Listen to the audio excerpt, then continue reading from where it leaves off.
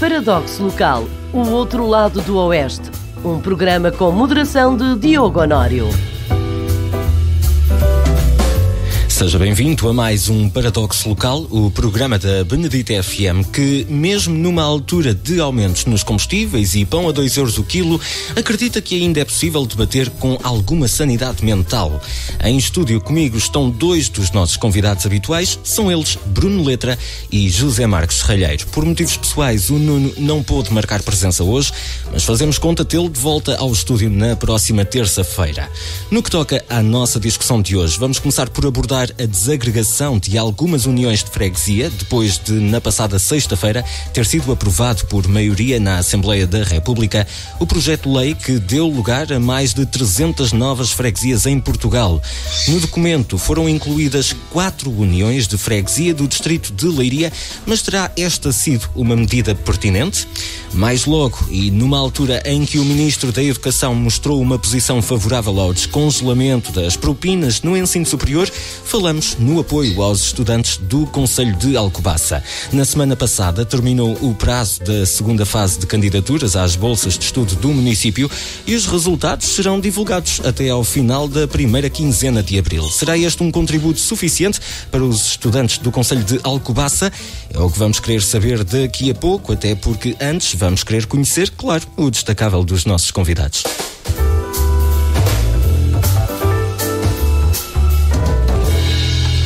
Hoje, e bem a propósito do nosso segundo tema, o José quer falar-nos sobre as oportunidades e desafios do empreendimento jovem, não é assim? Sim, eu acho que, tal e qual como nos anos 60, houve na altura pessoas, se calhar de 30, 40 anos, que contribuíram para o desenvolvimento comunitário da Benedita e para o que a Benedita é hoje. Eu penso que já há muitas empresas, e bem, que têm os filhos a fazer a continuação. Eu vejo que alguns empresários dizem que, não tendo filhos, que não têm interesse nenhum em lutar mais, porque isto é uma luta, ser pequeno empresário e médio empresário é uma luta grande. Eu acho que tenho aqui algumas hipóteses, ou seja, os jovens podem começar a criar o seu próprio emprego, porque andam a mandar currículos para aqui e para lá e podem juntar-se com 2 ou 3, alguns pode ser na linha familiar, na fileira de negócio familiar, ou pode ser noutra fileira qualquer. E há aqui umas sugestões. Agora, por exemplo, áreas da tecnologia e inovação, inteligência artificial e automação, desenvolvimento de software e aplicativos, segurança cibernética, energias renováveis, economia circular, reciclagem, reutilização de materiais e redução dos desperdícios, agricultura sustentável, tecnologias como a agricultura vertical e hidropónica. Hidropónica? Sim. É da plantação do sobrado. Sim. Saúde e bem-estar. Eu peço desculpa, só Bruno, diga lá outra vez que eu tinha aqui o microfone. Não, hidropónica tem a ver com cultura sem terra. A possibilidade de haver a cultura com água. Só com água. Okay. Portanto, startups focadas na solução de saúde digital, como a telemedicina, etc. Alimentação saudável, produtos orgânicos, veganos e suplementos naturais, saúde mental, aplicativo de terapias digitais, porque eu acho engraçado, eu estou ali na Universidade de Sena neste momento, e bem, a grande disciplina mais frequentada é a psicologia. As pessoas têm muita preocupação com a sua saúde mental e problemas que as pessoas estão a encontrar, com uns derivados da idade, outros derivados de relacionamento interpessoais, com os filhos e com a família. Educação e capacitação. Nós estamos com um projeto desses, o nosso projeto social entra nesta fileira da área. Por exemplo, temos neste momento um empresário que nos oferece 5 hectares na Quinta de Valdetes. Fui esta semana também lá ao parque. É difícil conseguir ultrapassar muitas barreiras que isso tem. No e-commerce, ou economia digital, mobilidade urbana, veículos compartilhados. Ainda há bocado vi uma bicicletazinha na televisão toda coberta, uma bicicleta é engraçada, uma bicicleta automóvel, ou seja, tem proteção, pronto. Aquelas de Lisboa não têm, malta lá molha-se tudo. Gestão e planeamento, competitividade, adaptação às mudanças, acompanhamento de tendências tecnológicas e mudanças dos hábitos de consumo. Eu já disse aqui uma vez que isto, com o problema energético, com o problema das alterações climáticas, do aquecimento global, isto vai lá também pela poupança de energia. pessoas têm que se habituar a ter menos conforto, metam cobertores em cima e outras coisas. Bom, equilíbrio entre vida pessoal e profissional, pressão para equilibrar responsabilidades com o crescimento de negócio, redes de contactos e mentoria, impactos sobre relatórios, complexidade na adequação de normas legais e fiscais. Precisamos de acelerar. Há uma série de áreas, sim. Há uma série de áreas que os jovens podem desenvolver-se e também, se calhar, era muito giro alguns conseguirem continuar, embora hoje gerir uma empresa não é como nos anos 60, não é? Provavelmente há outros desafios, há outras capacitações e ainda bem que há empresas que estão a ser asseguradas na continuidade e outras nem por isso. E esses empresários, eu falo com eles estão desanimados, portanto não têm mais para dar para aquele negócio. E passamos para o Bruno, que hoje nos traz uma notícia do Região de Cister para falar na eleição do novo presidente da Cooperativa Agrícola de Alcobaça, José Lourenço, não é verdade? É verdade, José Lourenço foi presidente da Junta de Algesbarrota, é uma pessoa conhecida do Conselho e há uns tempos trouxe aqui um mau exemplo do caso das eleições da Cearia que não correram pelo melhor. Estas, pelo que eu soube, correram pelo melhor. Houve duas listas também. O José Lourenço ganhou a eleição e a cooperativa é uma instituição importante e sendo uma instituição importante era de referir que é importante ter uma direção forte e, pelos vistos, estão preparados para um novo trabalho e para um novo mandato e vamos esperar que a cooperativa continue a funcionar. Gostaria só também de fazer aqui uma referência já agora à questão do empreendedorismo jovem, que já que estávamos a falar, porque é uma área que eu sempre tive ligado e que gosto bastante, que tem a ver com o seguinte, que é o empreendedorismo os jovens muitas vezes têm que haver ajudas para fomentar o empreendedorismo, porque começar uma empresa do zero não é fácil, ser empresário não é fácil e muitas vezes esses apoios acabam por não existir e muitos jovens acabam por desistir e acabar por ir mais confortável, que é muitas vezes trabalhar por conta de outrem. E hoje em dia, com um país tão burocrático que temos, com tanta burocracia, com tanta coisa, é pena os gabinetes de apoio ao empreendedorismo. A Alcobaça já teve um bom gabinete de apoio ao empreendedorismo no Parque de Negócios em Alcobaça, que tinha um co-work, tinha ali várias áreas e a verdade é que aquilo está completamente adormecido. Já que estamos a falar da cooperativa, as instalações é ao lado da cooperativa, por isso é que também me lembrei, o Parque de Negócios foi criado o balcão do empreendedor, foi criada a Via Verde do empresário e foram tudo projetos que foram sendo abandonados ao longo dos anos. E hoje é uma pena porque os jovens não têm esse apoio. Aquele espaço foi um investimento de muitos milhões ainda, com financiamento comunitário, e hoje chegamos lá, aquilo estão lá serviços na Câmara, as empresas de incubadoras que lá estavam na altura ainda lá estão há 10 anos, ou seja, já tiveram tempo para estar incubadas. E a verdade é que é uma pena porque estava no programa eleitoral deste Presidente da Câmara fazer um gabinete de apoio ao empreendedorismo, quando já existia um e já existiu.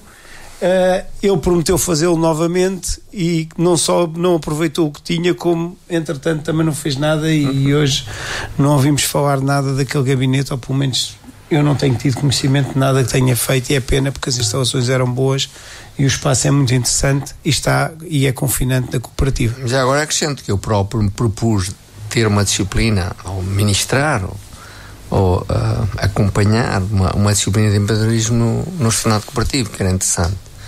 E, por exemplo, o Nabeiro tem uma escolinha de empreendedorismo para putos de 7, 8 anos, para os filhos de funcionários. Porque de pequenino é que se torce o pepino. Muito bem, dados os destaques desta semana, é a altura de passarmos ao nosso serviço público. Vamos lá.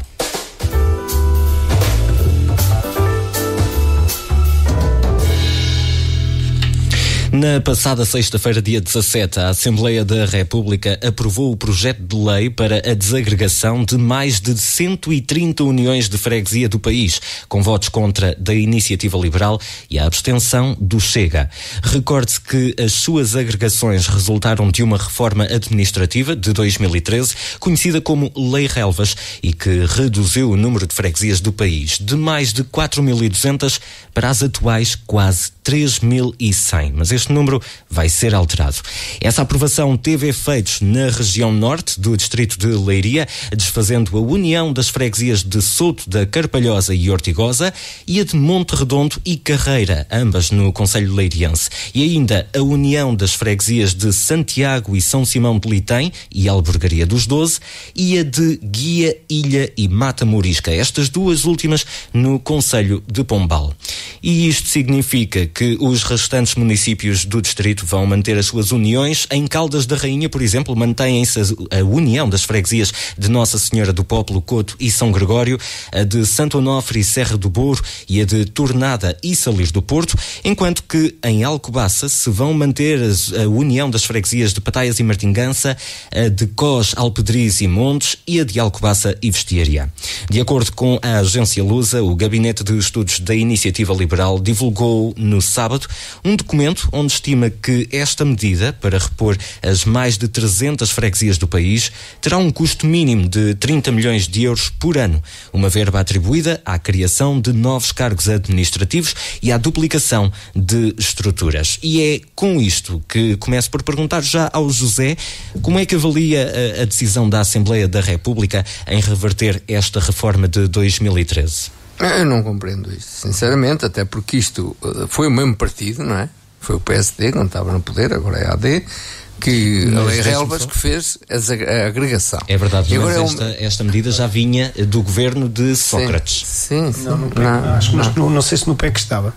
No PEC 3 não tenho a certeza. Isto vem é para a Troika, não é? Mas enfim. No PEC 3 ainda não estava a agregação das freguesias. Sim, mas nós temos tanto problema neste país para resolver. Porquê é que foram desenterrar isto agora? Eu não vejo qual é o interesse. Há aqui um propósito qualquer que eu não conheço, se calhar dá mais lugares a pessoas, não sei, dá mais taxas, não sei se é isso, mas não vejo qualquer explicação. Não, taxa muito grande. Não, mas já ganho qualquer coisa. Mas quer dizer, sinceramente, dentro da hierarquia de necessidades ou de projetos a desenvolver num país deste, não percebo que isso possa ser um problema metido em cima da mesa. Não sei se já passou, já foi aprovado. Sim. Já foi. Sim. Mas acredita que as freguesias desagregadas não terão assim mais condições financeiras para gerir-se de forma autónoma? Não, se elas pertencem ao mesmo concelho, há de ser o mesmo concelho que as financia, se fossem concelhos diferentes. Não sei. Mas enfim, isto não é grande tema, é um assunto, pronto, que vale a pena se calhar discuti-lo e debatê-lo, mas eu não manifesto grande interesse nisto. Eu não sei porque é que é isto e o que é que aconteceu, porque as pessoas podem gerir bem ou mal uma freguesia. E eu acho que não tem prejuízo nenhum em estar agregado. Aliás, eu falo assim, economia de escala. Se você tiver um parque de mar, eu já disse isso para os bombeiros, os bombeiros deviam ter a mesma direção, são 4 corporações, Caldas só tem uma, para o mesmo número de unidades, e aqui tem 4 corporações, ou seja, o Presidente da Câmara das Caldas ou da Alcobaça, quando devolve, dá 100 mil euros para uma corporação, tem que dar 400 mil, e o outro, se vai dar 100 mil, é 100 mil, está a perceber? Não percebe, e mais estamos num período onde as pessoas têm que ter massa crítica, têm que ter gestão conjunta de muitos projetos. Não percebo a ideia, mas pronto, politicamente, se ela passou, concordaram com ela, não é? A maioria à partida concordou. Bruno, apesar de ter assim uma pequena ideia de qual possa ser a sua resposta, eu vou-lhe perguntar, pergunto-lhe se acredita que a reforma administrativa de 2013 tenha sido mal planeada na altura, ou se esta desagregação agora é que representa um verdadeiro retrocesso. Bem, eu agora vou ser muito polémico, ou seja, para já estou orgulhoso de pertencer ao único partido que votou contra, que foi a Iniciativa Liberal, por isso pôs primeiro os interesses do país. Não. O Chega é impressionante. O Chega isto é a diferença do populismo. A diferença começa logo nestas pequenas coisas. O populismo funciona nestas pequenas coisas. Dizemos umas coisas para ouvirem uns e depois no dia abstemos e muitas vezes até nem o Presidente está lá para votar e mandam lá outras pessoas discutirem quando não interessa. Não, isso foi o que aconteceu com o Chega. Com a Iniciativa Liberal, o que aconteceu foi uma questão de coragem. Pôs primeiro os interesses do país à frente em função dos votos que pudessem trazer daqui. Porque a gente sabe que que as freguesias que querem desagregar vão gostar muito dos partidos que votarem a favor da desagregação, e o resto das freguesias geralmente não dão tanta importância à questão, e a verdade é que muitas vezes os partidos acabam por ficar mais reféns disto, e a Iniciativa Liberal teve muito bem em pôr os interesses do país à frente dos interesses de votos ou de pequenas votações que possa vir a ter no futuro. Agora, relativamente a esta questão, nós na política muitas vezes há uma coisa que não é avaliada em política, e é pena, que é nós vivemos num período em que neste momento temos alguma instabilidade política. Não há nenhum país com maioria, vamos viver de acordo de orçamento de Estado em orçamento de Estado, o que quer dizer que neste momento temos dificuldade em fazermos grandes alterações legislativas no país e grandes reformas. E nós sempre que ouvimos eleições, toda a gente diz que vai fazer reformas, mas depois nunca ninguém vai conseguir fazer reformas quando não tem condições. E muitas vezes os portugueses hoje em dia não dão a maioria a ninguém, exatamente por causa disto, por situações como aconteceu agora recentemente, que o PS teve maioria durante 8 anos seguidos, e a verdade foi esta: também não fez reformas. E então os portugueses pensam, porque é que vamos votar vamos votar todos no mesmo para fazer reformas, se até quando eles têm condições para fazer reformas não as fazem. E estou a dizer isto porquê? Nós desde Mouzinho da Silveira, ou seja, no milénio passado e há 2 séculos que não fazemos uma reforma administrativa a Portugal, só fizemos em 2013. E fizemos em 2013 porquê? Porque entrámos em bancarrota, toda a gente sabe a história, toda a gente sabe de onde é que vem a bancarrota, entra a Troika e a Troika diz que tem que haver uma redução de municípios. À boa maneira portuguesa, e no âmbito das negociações, o que eles muitas vezes falavam até era de concelhos, de unificação de concelhos. Mas os portugueses, à sua boa maneira, disseram que os municípios eram as freguesias. E então começaram a unir algumas freguesias. E o processo funcionou bem, porque reparem, só 20 e tal % é que querem reverter isto, porque as outras até achavam que estão bem assim. Não houve por exemplo, no Conselho de Alcobaça não houve movimentos para desanexar, quer dizer que até se considera que se está bem assim. E a verdade é esta: eu às vezes tenho algumas dúvidas se temos freguesias a mais, ou às vezes temos concelhos a mais, ou se temos um dos órgãos a mais, ou se temos algum a menos. Por exemplo, o modelo espanhol tem as regiões e depois tem uma coisa que chama municípios, mas os municípios lá até são um bocadinho parecidos com as freguesias. Eu dou-vos um exemplo. Nós temos uma entidade que não é eleita, que é a entidade intermunicipal. No caso, nós pertencemos à Intermunicipal do Oeste, Alzira e Val do Tejo, que aliás a Europa, quando nos pensa hoje em dia em negociar fundos, também olha mais para estas comunidades intermunicipais que carecem de alguma falta de democracia. Não estou a dizer que não existe democracia nelas, não têm a votação direta, porque nós não votamos para as intermunicipais, são os presidentes de Câmara que se juntam, mas a verdade é esta: hoje em dia nós temos municípios que são mais pequenos que, por exemplo, que a freguesia onde nós estamos, e temos municípios como, por exemplo, os municípios das grandes cidades são maiores que as nossas intermunicipais. E a verdade é esta. Por exemplo, vou-vos dar o exemplo do Oeste. Muitas vezes o Conselho, a Câmara, está longe demais para determinadas situações e está perto demais para outras. Dou um exemplo. Muitas vezes nós precisamos de um problema resolvido na nossa rua, ou por exemplo precisamos que cortem umas árvores atrás da nossa casa, porque há o perigo de incêndios e por aí fora, está longe demais o município, é mais fácil ir à junta de freguesia e falar sobre isto. Mas depois, muitas vezes, quando preciso de legalizar uma casa, toda a gente conhece o arquiteto, a pessoa que trabalha ali porque andou na escola e por aí fora, e às vezes há uma proximidade às vezes complicada. E as pessoas conhecem-se, o empresário tal, aquela pessoa, porque vivem nesta comunidade. E vou dar um exemplo. Por exemplo, a nível de gabinetes de arquitetura, quantos gabinetes de arquitetura é que existem em todo o Oeste, nas câmaras todas do Oeste? Se calhar as áreas de planeamento do território e de organização do território, em vez de estarem nos municípios, deviam estar nestas intermunicipais. Se calhar as juntas de freguesia deviam ter mais poderes para resolver a pequena coisa. Eu sou muito radical nisto, às vezes tenho dúvidas se a Câmara Municipal é que não é o órgão que às vezes acaba por estar aqui a mais, porque acho que nem está tão próximo, nem está tão longe como deveria estar. Isto é polémico, mas isto é só uma chega para uma questão que é esta que é fundamental. Nós temos que começar a discutir no futuro a organização do território, porque não falamos nele há muito tempo. E vamos pondo pensos. E em 2013, devido à Troika, demos um avanço com a unificação e agora demos um retrocesso. E mais uma vez, por causa da instabilidade política, por causa de alguns votos, ninguém quis ficar mal na fotografia. Porque há uma coisa que me incomoda muito neste país, e acho que a Iniciativa Liberal então incomoda demais. O outro dia vi alguém da Iniciativa Liberal que dizia: mas neste país não há estudos, ninguém sabe realmente o que é que estamos a falar. Nós a semana passada falámos de violência, falámos do Martim Muniz, falámos disso tudo, por causa dos imigrantes, tudo isso. Mas quando vamos ver os relatórios, vamos ver que a maior parte de violência que existe em Portugal é violência doméstica. A gente ouviu falar 10 vezes de Martim Muniz esta semana na comunicação social, mas não ouvimos uma única vez falar de questões de violência doméstica e qual é a verdadeira razão deste fenómeno. E então, enquanto nós andarmos a falar de percepções e de coisas que achamos que é aquilo que nos querem dizer, e deixamos disso e começamos a falar de realidade e de dados. Eu vou dar um exemplo. Se eu gerir a minha empresa por percepções, estou lixado. Desculpem o termo. Eu tenho é que ir ver os dados, ver os clientes que poderei ter, ver o mercado e funcionar com dados concretos. Mas nós não. Nós vamos gerindo o país em percepções em vez de falarmos em dados.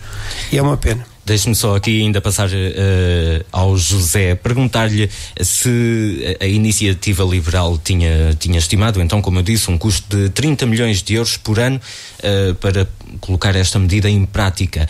Já também o Nuno, na semana passada, tinha-nos falado, tinha-nos destacado, aliás, uma notícia do Correio da Manhã que falava que iam existir, se a memória não me falha, 163 novos presidentes de junta. Acha que estes 30 milhões de euros e estes novos presidentes de junta que aí vão aparecer, que se justificam face aos benefícios que podem surgir nas comunidades com esta desagregação? Há um indivíduo que trabalhou no Hospital de Caldas comigo e dizia que tinha um professor que dizia assim: às vezes é preciso retirar onde faz falta para colocar onde faz jeito. Portanto, isto são arranjinhos políticos e eu acho que o país não pode viver assim, tá? Ele estava a dizer, qualquer terrinha lá chama-se Alcaide, e aliás o presidente é Alcaide, uma freguesia pequenina em São Lucas, ali ao pé de Alcotim, é o Alcaide. Portanto, agora o que acontece é o seguinte: eu acho que o problema é conseguir a boa governação do território. Agora, se é com a autarquia, por exemplo, não estamos a ver, olha, hoje a ministra foi inaugurar um centro de saúde ali para lá em Louros, não sei o quê, uma freguesia com 15 mil habitantes e que só tem um médico, não é? A senhora dizia que era um museu, não é? É um museu, só tem um médico e é um museu. Então é o seguinte, portanto, eu acho que as pessoas deviam se preocupar, isso é que é o cerne da questão. Como é que se pode governar, como é que se pode ser mais efetivo, como é que se pode ter mais qualidade e ter melhor governação e poupar recursos. Mas havendo esta nova vaga, digamos assim, estou a colocar aspas no ar, mas havendo esta nova vaga de autarcas, isto não vai permitir que os poderes locais se aproximem das populações, ou seja, tínhamos 2 freguesias ou 3 unidas numa só e um autarca a gerir estas... Então, tem no Conselho de Alcobaça freguesias 3 unidas não são do tamanho da Benedita. Não tem uma população da Benedita, portanto isto é uma questão de escala. Eu acho que as freguesias podiam ter equipamentos em comum, etc, e ter alguns serviços em comum. Por exemplo, a Benedita já tem aqui muitos serviços, já tem quase uma loja do cidadão, assim pequena da escala, mas já tem uma psicóloga. A Benedita já tem um certo staff de apoio, não sei que te apoia até também troquelo, ou qualquer coisa assim do género. Mas nós temos um centro de saúde, que eu já me fui lá oferecer para isso, com a mesma tecnologia de há 60 anos. As paredes é que são maiores e mais largas, e os corredores. E estão pintadas? E estão pintadas. Bruno, antes de irmos ao nosso intervalo, queria lhe perguntar ainda se acha que, se a Benedita se tivesse unido a outra freguesia aqui à volta em 2013, poderiam ter surgido daí grandes e talvez graves desafios, tendo em conta o dinamismo todo que a Vila da Benedita tem e a indústria? Quer dizer, vamos ver uma coisa, a Benedita já está numa dimensão que a agregação da Benedita ou a ligação à Benedita a outras freguesias não faria sentido. Nós temos delas muito mais pequenas que fazem sentido agregarem-se. Tivemos o caso de Cocós, Montes e Alpedris que se juntaram e estão a funcionar. Os próprios presidentes vão se dividindo, os executivos vão sendo de um sítio e de outro e vão dando ali o seu apoio e as coisas vão funcionando. Eu acho que esta coisa do ser muito do território, muito é aqui isto. Eu dou o exemplo, uma vez ouvi uma história do antigo presidente da Câmara de Ancião que tinha a geminação com uma cidade alemã. E ele foi à cidade alemã e Ancião tinha umas poucas estradas, aquilo, quem conhece, era interior, e estamos a falar de uma história há 30 e tal anos atrás. E ele foi à Alemanha e viu aquilo tudo alcatroado, campos de futebol, piscinas, aquilo tudo organizado e tal, ali, pelo menos a cidade organizada, e ele disse, gostava que a minha terra fosse assim. E começou a trabalhar para isso, começou a alcatroar, começou isso tudo, não sei o quê, e já estava naquela de fazer piscinas municipais, campo de futebol, essas coisas todas. E então, quando chega à cidade alemã, começou a perguntar, então, e as vossas piscinas municipais? Eles diziam, não, nós temos aqui um concelho aqui a 5 km que tem, nós não precisamos estar a fazer as nossas. Então é campo de futebol. Não, isso. Há ali aquele, nós aqui temos desportos de interior, temos estes pavilhões, os outros vêm cá, nós vamos às piscinas deles e usamos. E maximizam as situações. Agora, por exemplo, nós temos piscinas municipais. Eu nem sei se estão a funcionar ou não, mas nem sei como é que estão a funcionar as de Santa Catarina. Mas Santa Catarina também tem umas piscinas. Faria sentido Troquel ter umas piscinas, o Vimei ter umas piscinas. Quer dizer, se me perguntarem, por exemplo, se faz sentido a Benedita ter uma equipa de hóquei, hoje acho que não faz sentido. Nós temos o hóquei em Troquel, para que é que precisamos agora aqui de uma equipa grande de hóquei? Quer dizer, eu acho que nós temos que olhar para os territórios exatamente como eles são. E acho que unidos temos mais força do que divididos. E é com esse mote que vamos fazer uma pausa para já deste lado do Oeste, para logo depois tentarmos então perceber se as bolsas de estudo atribuídas pelo município de Alcobaça se podem realmente incentivar os estudantes da região a ingressar no ensino superior. Não saia daí porque é já a seguir. Até já.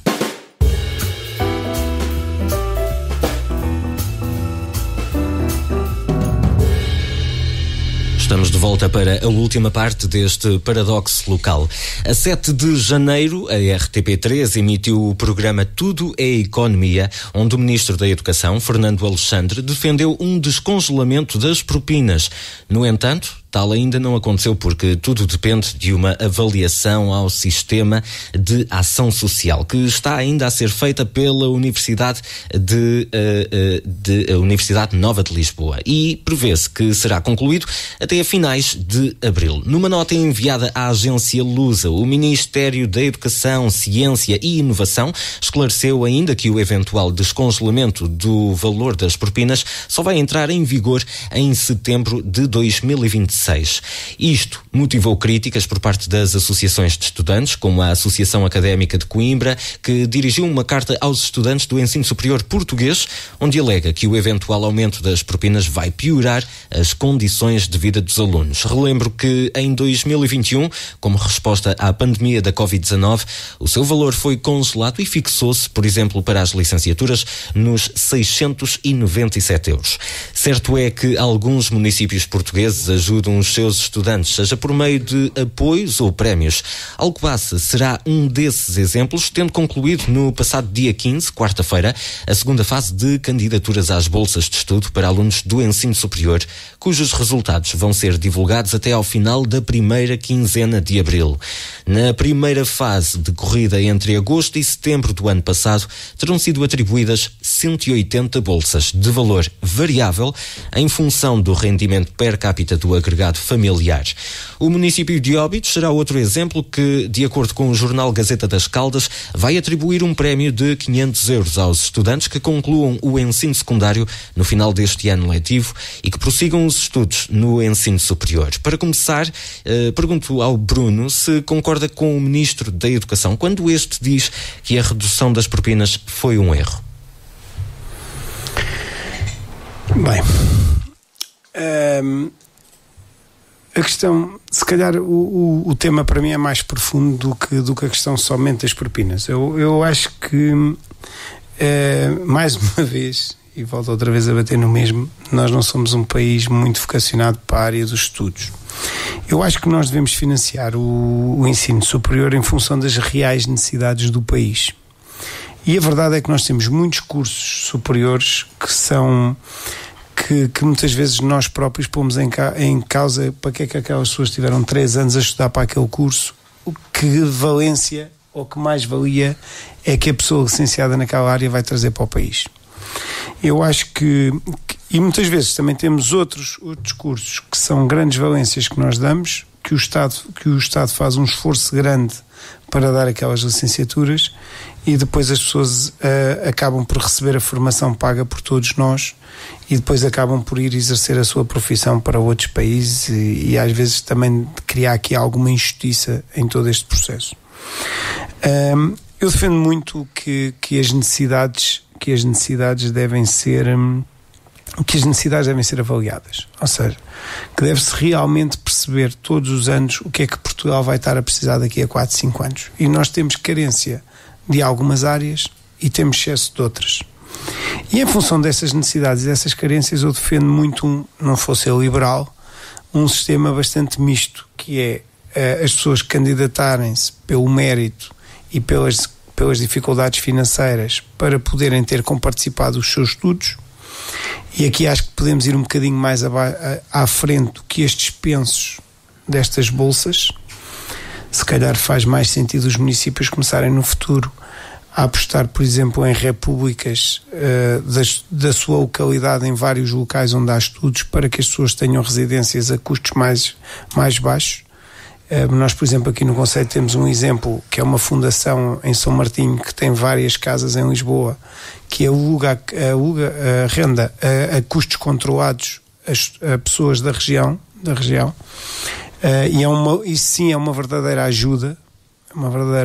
Isto é uma coisa que fica bonito para a fotografia, ir lá entregar os cheques todos naquele dia àqueles jovens todos e dizerem atenção, eu sou o presidente porreiro, dei aqui 600 euros a cada um. Isto chama-se mandar dinheiro para cima dos problemas, não é resolver as coisas de uma forma estrutural. Se há 10, 15 anos tivessem comprado espaços para essas repúblicas, hoje os municípios tinham ganho uma fortuna, só que a valorização imobiliária de espaços. Mas estava a dizer, em relação à questão da educação mais profunda, acho que passa muito por aqui. Passa por fazer um levantamento.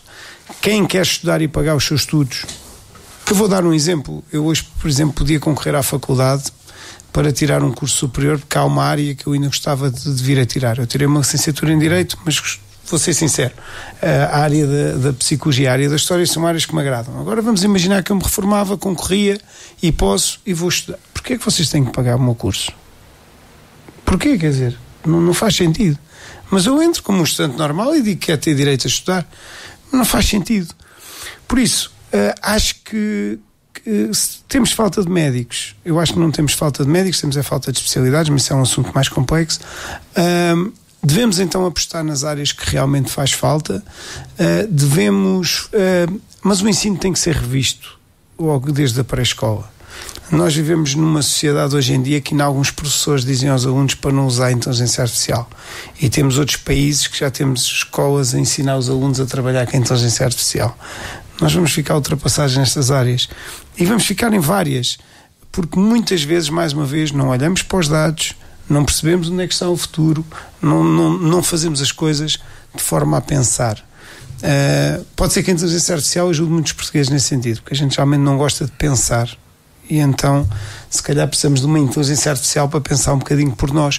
Porque a verdade é esta. Nós, se queremos um ensino superior competitivo, pessoas licenciadas de uma forma competitiva, temos que começar primeiro por perceber o que é que nós precisamos. E nós vimos tantos jovens aí tirar cursos só para dizer que estão a estudar e que não estão a ajudar o PIB do país, não estão a ajudar a vida deles que vão nos contar mais tarde, não estão a ajudar nada. Estão a estudar, pronto, é uma forma de dizer que estão ocupados. E não estamos a ser diretos, exatamente. E se nós formos objetivos diretos, não precisamos de trabalhar tanto para produzir o mesmo. E o problema é esse. José, e a sua opinião sobre o descongelamento das propinas e que impacto é que este descongelamento pode ter junto dos estudantes do ensino superior? Qual é a sua opinião? Sim, mas começando na base do problema, ou seja, este ministro está preocupado, e a certeza, porque ele tem conhecimento que ele veio da Universidade do Minho. Portanto, neste momento há uma questão grave de financiamento das universidades. E, portanto, há aqui uma aflição. Portanto, eu sou a favor, em todo o lado, dos bombeiros, do lares, das organizações sociais, de economia social, de empresas, a sustentabilidade das organizações. E essa sustentabilidade tem que levar a dinâmicas de gestão e de financiamento e de captação de dinheiros para sustentar a universidade. Eu não percebo, estava a falar das bolsas, mas deixe-me falar ainda nisto. Os cursos que as universidades criam têm que garantir empregabilidade, nem que seja uma taxa de 60%. Portanto, as universidades fazem os cursos, as pessoas ganham dinheiro e espetam que as pessoas, já passa a expressão, no mercado de trabalho e cada um que se resolva. Não é assim, porque se um curso não tiver uma taxa de empregabilidade de 60%, por que é que estamos a formar pessoas? E depois, também eu defendo, como há noutros países, e temos que cá chegar aí, que é a contrair empréstimo para estudar. Um estudante contrai um empréstimo, o curso com o mestrado e tal fica para aí em 4 anos, não é? Não sei o quê, e o empréstimo é por 6 anos e começa a contar no primeiro ano que conclui emprego, conclui o curso. Portanto, isso significava que as pessoas assumiam um grande compromisso de responsabilidade, porque eu ouvi dizer que muitos estudantes, não sei, uma porcentagem elevadíssima, desistem no primeiro e segundo ano. Ou seja, foram para lá, entraram, mas depois, ou por razões financeiras, ou por razões motivacionais, ou por outra qualquer razão, não continuam. Depois começam a perceber que os cursos não têm saída profissional e tal. Eu vou dizer que, por exemplo, na Dinamarca, uma pessoa acaba um curso e recebe, tipo, o que pode chamar um ordenado mínimo. Mas é obrigado a provar que procura emprego, e o próprio Estado, as organizações também se preocupam com que ele crie emprego. A partir daí, as bolsas, o Ministro queria aumentá-las, não é? Como disse, quer aumentá-las porque realmente ele sabe que as universidades são insustentáveis, pagam bons ordenados aos professores, se calhar há algum dinheiro que falta na ciência, que alguns se queixam que não há carreira na ciência, que as pessoas falam em hipótese de emprego. Mas o que é certo é que tem que haver um compromisso. Um estudante que quer estudar, assume um compromisso. Se ele é bom aluno e é aplicado e é carente, contrai um empréstimo, que o Estado pode, não sei, ter juros baratíssimos, não é? Aliás, nos Estados Unidos é assim, e que depois que paga um curso. E a pessoa está ali, sente a responsabilidade do empréstimo que contraiu e se calhar empenha-se mais. Porque eu vejo, por exemplo, que eu não tenho dificuldade em perceber, eu vi nos Estados Unidos em 88, que os estudantes não tenham um part-time. Todos os estudantes, não há curso nenhum que não permita que o estudante tenha um part-time 10, 12, 15, 20 horas por semana. Pode ser nos supermercados, eu vi nos Estados Unidos a conduzir autocarros, pode ser nas lojas, pode ser em táxi, pode ser como for.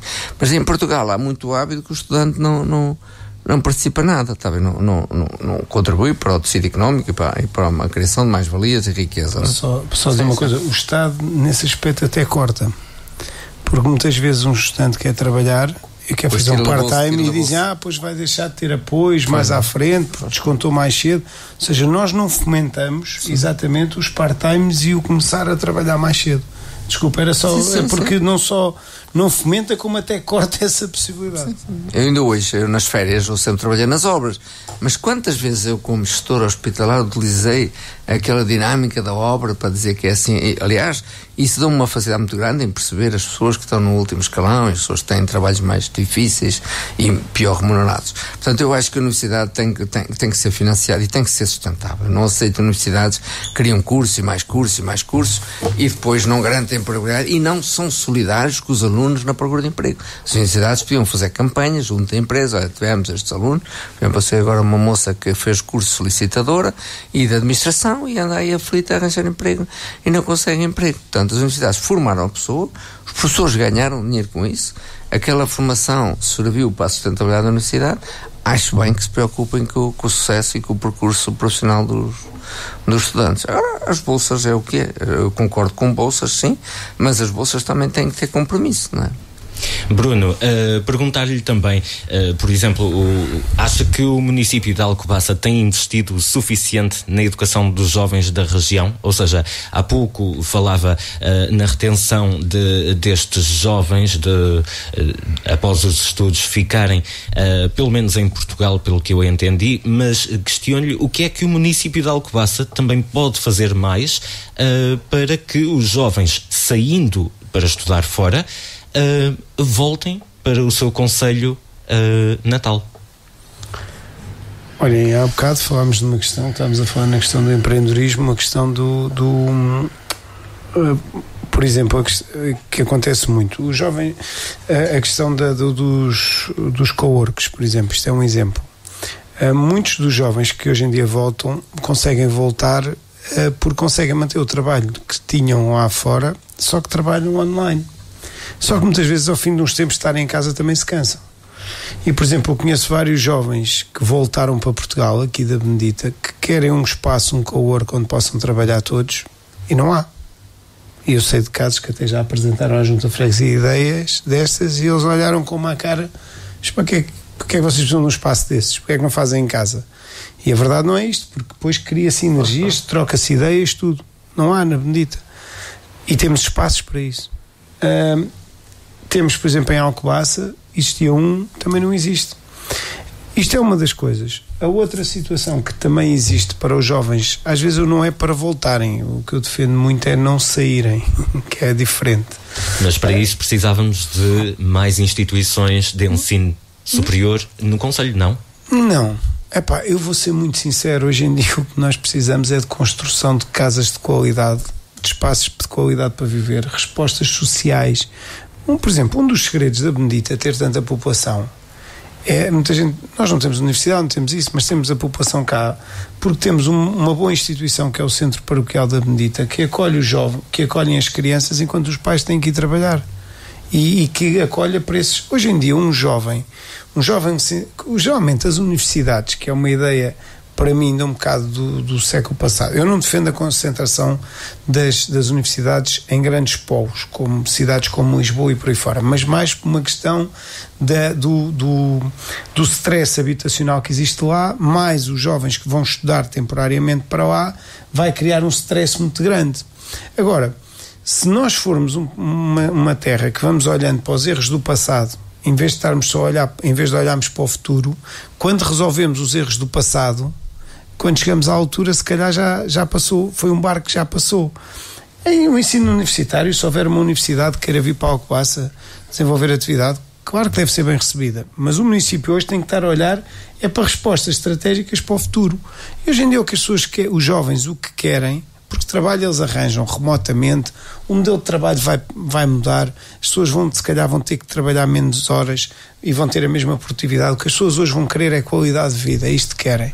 Então querem o quê? Querem cidades bonitas, querem cidades arranjadas, querem locais onde possam praticar o desporto, mas também não é jardins que partam as cidades, que Alcobaça parece a cidade dos jardins, acho que breve ainda vão nascer mais 2 ou 3. Não, o que eles querem é respostas sociais, querem deixar os filhos, querem a dinâmica familiar, querem estudo. Hoje em dia o que o país precisa, se calhar, ninguém fala muito nisto, mas é que se a idade da reforma for mais cedo para avós, os avós podem ajudar na economia familiar e passar um saber geracional. A gente hoje estamos a obrigar as pessoas a trabalhar até aos 70 e tal anos, os pais estão a ser pais aos 30 e tal anos, 40, os filhos já não vão ter a relação como tiveram com os avós. E eu falo por mim, eu fui muito criado por avós e o saber geracional para mim foi muito importante. E eu acho que nós se calhar temos que olhar para as economias familiares e para uma forma diferente de ver a sociedade. E se querem que os jovens morem cá, tenham boas creches, tenham bons lares, bons sistemas de saúde e habitação. E onde tiver estas 4 coisas, toda a gente vai morar nessa região e nesse território. Não vai ser onde vai estar uma universidade. Eu, por exemplo, não quero ir morar para sítio nenhum onde esteja uma universidade. Mas se me disserem que eu quero ir morar para um sítio onde haja boas respostas de saúde e isso tudo, isso garante que eu quero ir morar para um sítio desses. Mesmo que tenha uma universidade. Mesmo que tenha uma universidade, mas se não tiver universidade também não é essa a razão. José, pergunto-lhe, por exemplo, vou aqui repescar um exemplo do nosso concelho. Évora de Alcobaça, a freguesia atribui apoios aos seus jovens. Em causa está um apoio monetário de 300 euros para os que vão para o ensino superior. E eu perguntava-lhe se acha que seria pertinente a freguesia da Benedita seguir um exemplo desse género. Sim, eu sou a favor disso. Agora, assim, vou dizer, nos bombeiros criámos com a Dona Amália, com a dádiva da Dona Amália, um fundo social do bombeiro. E o fundo social do bombeiro dá 250 euros quando uma criança nasce, 250 euros quando vai para a escola primária e 250 euros quando vai para a universidade. Eu penso que se podia estimular isso até nas empresas. Dar o que a empresa entendesse que era razoável, dar um prémio, um estímulo para isso. Agora, o que o Bruno estava a dizer, neste momento, ninguém planeou, como diz o outro, quem planeia pode errar, quem não planeia já errou. Ou seja, neste momento o que está a acontecer na saúde é que os médicos da geração dos 30, 40 anos, ou dos 25 aos 40 anos, querem qualidade de vida. E não querem fazer horas maluca. Antes os médicos eram turbomédicos. Saíam no consultório do hospital às 3, 4 horas e iam até à meia-noite para o consultório. Eles já não querem isso. Não querem isso. Querem vida familiar, querem criar os filhos e tal. E isso é um problema que não foi previsto. Daí a dificuldade que nós temos agora, que os médicos têm uma greve aí que não querem fazer mais de X horas extraordinárias. Embora isso pudesse dar dinheiro, mas eles não querem só isso. Antes as pessoas viviam um pouco por dinheiro, para fazer brutas casas e não sei o quê, e dar carros. Eu vi na situação profissional, vi que os médicos, para contentar os filhos, que não davam tempo, davam carros, davam motas, davam outras condições, davam outras regalias, viagens, etc. E tal. E hoje a malta é como dizem ali, as pessoas querem qualidade de vida, portanto. E quem governa, seja nestes territórios, autarquias e freguesias, tem que perceber, tem que dar qualidade de vida. Por exemplo, a Benedita não tem um jardim. E um jardim que havia junto à freguesia estão a matá-lo. Estão a matá-lo. Epá, faz sentido. A gente, por exemplo, eu estou farto de dizer, quando se compra uma casa nas Caldas, a gente compra um bocadinho do Parque das Caldas, que é dos melhores parques, tirando Lisboa, Porto e Coimbra. Está a perceber? A Benedita não tem isso. E isso custa-me ver que as pessoas compram casas, dão dinheiro para apartamentos, bastante dinheiro, acho que até muito caras, e saem de casa, estão na rua. Não tem mais nada. Quando a gente se comprar uma casa na zona do Campo Grande, que agora já custa uma fortuna, ou se comprar próximo de Monsanto, a gente tem uma mata enorme, está a perceber? Agora, que realmente as pessoas podem dar estímulos, pode. Mas também é com contrapartidas. Eu acho que as pessoas devem, desde novinhos, pelo menos na idade universitária, assumem compromissos. Até pode a empresa dizer, senhor, dou 1000 euros, mas tu vais pagar em 3 anos, com juros, sem juros, por exemplo, que é para ser compromisso. Se não dá dinheiro, ele até pode dar lá o ano todo, não estuda nada. Há pais que já têm tido surpresas, vão à universidade e os filhos não precisam de disciplina nenhuma e já andam ali há 2 anos ou 3, já ouvi falar nisso. Meus caros, o tempo já está mesmo a esgotar, estamos em contagem decrescente, portanto, antes de concluirmos o programa de hoje, ainda gostava de passar pelas vossas notas finais e para isso vamos voltar ao início e começamos pelo Bruno. Bruno, notas finais. Bem, eu hoje notas finais, por acaso não tenho aqui nada de excepcional que possa relatar esta semana, vou ser sincero, mas só fazer novamente referência à questão das eleições da cooperativa, que pronto, decorreu de acordo com o que estava previsto. Fazer aqui uma ressalva em relação à questão da Síria, que temos tido relatos de algumas situações relativamente com cortes de fornecimento de energia e situações do género, e eu não percebo como é que esta situação, mesmo com a Segurança Social e tudo, ainda não há respostas, e acho estranho uma associação ter ficado num limbo destes, e isso é uma pena, mas pronto, fica só esta nota. José. Eu gostava que o Externato criasse uma escola de empreendedorismo, que eu já falei pessoalmente isso com o professor Nuno, e fazia sentido, porque os miúdos são filhos de empresários e são netos de empresários. Era bom que lançassem aquele bichinho, porque a gente precisa de pessoas com iniciativa, não é? Porque se não temos pessoas com iniciativas, isto morre. Mesmo quem está nas empresas hoje tem que ser muito criativo para sobreviver. Estamos num mundo global. E vamos ter agora uma crise que o Sr. Trump se calhar vai fazer o favor de nos arranjar, que é com as tarifas aduaneiras, vai ser difícil. Algumas empresas estão habituadas a exportar para os Estados Unidos, vão ter algumas barreiras. Mas isso pode ser que não seja tanto assim. Ele também mandou aqueles despachos, decretos, ou chama aquelas decisões que ele tomou, e aquilo algumas já vão ser revertidas, os tribunais não aceitam, portanto vamos ver, vamos com calma. Muito bem, e é assim então que terminamos mais um Paradoxo Local, hoje com Bruno Letra e José Marques Ralheiro. Temos encontro marcado na próxima terça às 22 horas para mais uma análise ao outro lado do Oeste. Até lá, fique bem e fique ligado à Benedita FM. Paradoxo Local, o outro lado do Oeste, terças às 22 horas, com repetição ao domingo ao meio-dia e a qualquer hora em podcast em beneditafm.pt.